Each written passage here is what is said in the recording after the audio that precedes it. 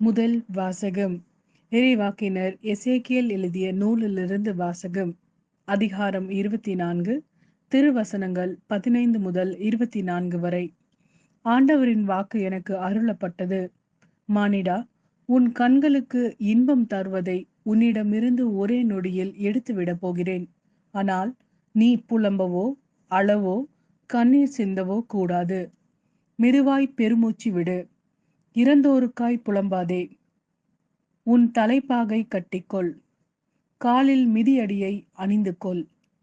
உன் வாயை மூடிக்கொள்ளாதே.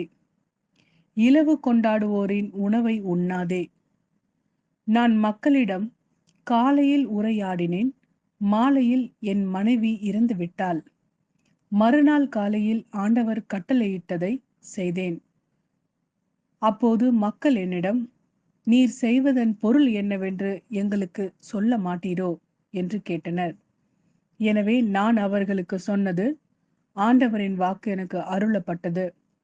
இஸ்ரேல் வீட்டாருக்கு சொல், தலைவராகிய ஆண்டவர் கூறுவது இதுவே: உங்கள் வலிமையின் பெருமையும் கண்களின் இன்பமும் இதயத்தின் விருப்பமும் ஆகிய என் தூயகத்தை நான் தீட்டுப்படுத்துவேன். நீங்கள் விட்டு சென்ற ஆண் மக்களும் பெண் மக்களும் வாளால் மடிவர்.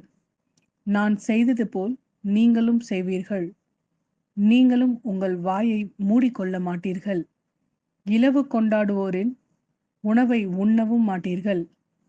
தலைப்பாகை உங்கள் தலையில் வைத்திருப்பீர்கள். கால்களில் மிதியடிகள் இருக்கும். நீங்கள் புலம்பவோ அழவோ மாட்டீர்கள். ஆனால் உங்கள் குற்றப்பழி குறித்து தளர்வுற்று உங்களிடையே புலம்பிக் கொள்வீர்கள்.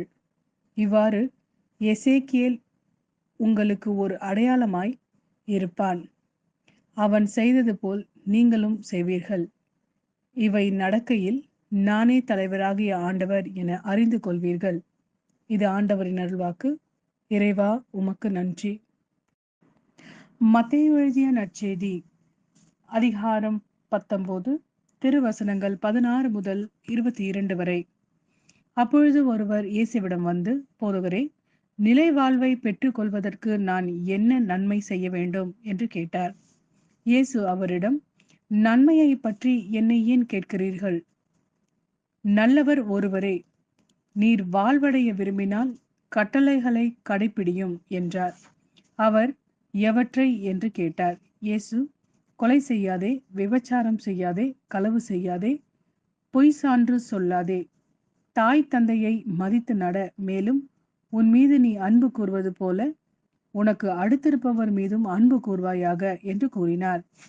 அந்த இளைஞர் அவரிடம், இவை அனைத்தையும் நான் கடைபிடித்து வந்துள்ளேன். இன்னும் என்னிடம் குறைபடுவது என்ன என்று கேட்டார். அதற்கு இயேசு, நிறைவுள்ளவராக விரும்பினால் நீர் போய் உம் உடைமைகளை விற்று ஏழைகளுக்கு கொடும். அப்பொழுது விண்ணகத்தில் நீர் செல்வராய் இருப்பீர். பின்பு வந்து என்னை பின்பற்றும் என்றார். அவர் சொன்னதை கேட்ட அந்த இளைஞர் வருத்தத்தோடு சென்று விட்டார். ஏனெனில் அவருக்கு ஏராளமான சொத்து இருந்தது.